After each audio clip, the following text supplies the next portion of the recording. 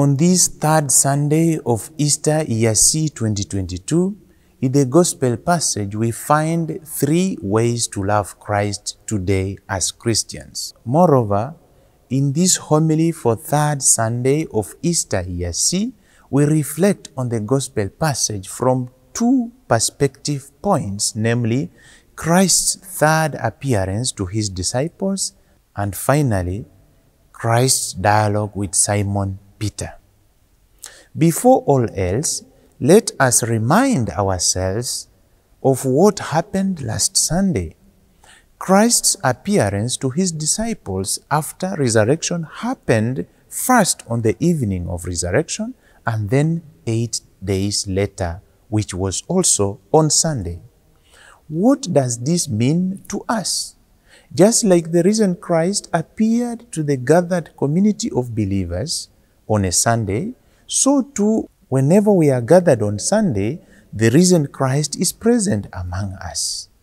Did the risen Christ manifest himself to his disciples only on Sunday? No. The risen Christ in today's Gospel passage confirms to us that he manifested himself to his disciples on a weekday too, the day of work. Coming to the Gospel passage for this third Sunday of Easter year C, as I mentioned above, it can be viewed in 2 perspectives, namely Christ's appearance to his disciples and second, Christ's dialogue with Simon Peter. Let us start with Christ's appearance. Apart from appearing on Sunday to his disciples as we saw last Sunday, on this third Sunday of Easter year C, the risen Christ appeared to the 7 disciples on a weekday while they were fishing.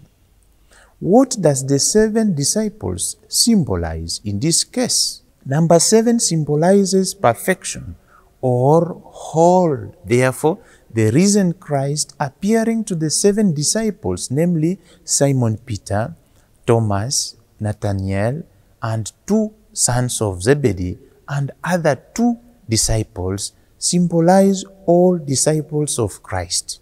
From this, we can learn that the risen Christ joins us in our daily work, as seen in this passage, whereby the disciples were fishing even though they had caught nothing. We may have worked hard, invested a lot, and consulted the best experts, but then when we don't involve the risen Christ in our projects, it is destined to fail. Do we involve, recognize, and accept the risen Christ in our life projects?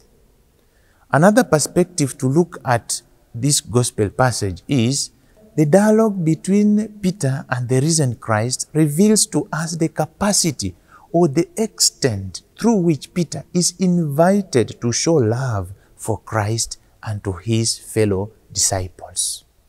In a nutshell, we can single out 3 ways to love Christ. 1. To recognize the risen Christ. When he appeared for the 3rd time to his disciples who were fishing, they were not able to recognize him at first instance, although the disciples that Christ loved said to Peter that it is the Lord. On this word, Peter acted immediately and they moved towards the risen Christ. In other words, we can say that to love Christ means to recognize him even during weekdays as well as on Sundays. To love the risen Christ means to prepare ourselves as Peter prepared himself by dressing up and made a movement towards the risen Christ. Again, to love Christ as a community of believers who make a movement towards the risen Christ standing at the seashore. In fact, this is an image of a church as represented by the disciples in the boat moving towards Christ at the seashore. As seen in the first reading, to love the risen Christ means also to bear witness even during persecution moments. Today, as a church or people of God, Do we make movement towards the risen Christ in our life today? The second way to love Christ is to feed his flock. After Peter being interrogated by the risen Christ, he was told to feed the flock. What does it mean? In my opinion, it simply means to have a good and loving relationship with one another as a Christian today. In fact, the main content of their conversation was to single out the capacity to love for Peter.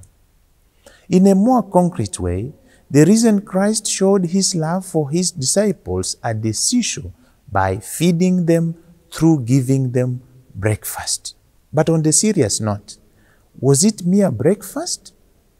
It was more than a normal breakfast because after eating, they recognized the risen Christ. What does it mean? It simply means that it is a reminder of the Last Supper they had before, because they could recognize Christ through the Eucharistic meal. Do we recognize Christ in the Eucharistic celebration? Do we feed the hungry, especially those who hunger for justice, love, and acceptance in our societies? In all cases, every human person has an inner hunger for satisfaction of which only God can satisfy it. The last but not least way to love Christ is to follow him. It is an invitation offered to the 7 disciples that the risen Christ manifested himself to, fed them, and now he invited them to follow him. After having encountered the risen Christ, to love him means to follow him. To follow him how he loved the poor, to follow him how he loved the oppressed, and how he loved the abandoned. To follow his way of life, to follow how he prayed, and to follow how he interacted with the people on a daily basis. The question that we should ask ourselves is, have we left everything and followed Christ, or we have left Christ and followed everything? To conclude, on this third Sunday of Easter year C, we are invited to love Christ by recognizing him in the Eucharistic celebrations, to feed one another with gracious words, and to follow the steps of the risen Christ. Amen. Have a blessed Sunday.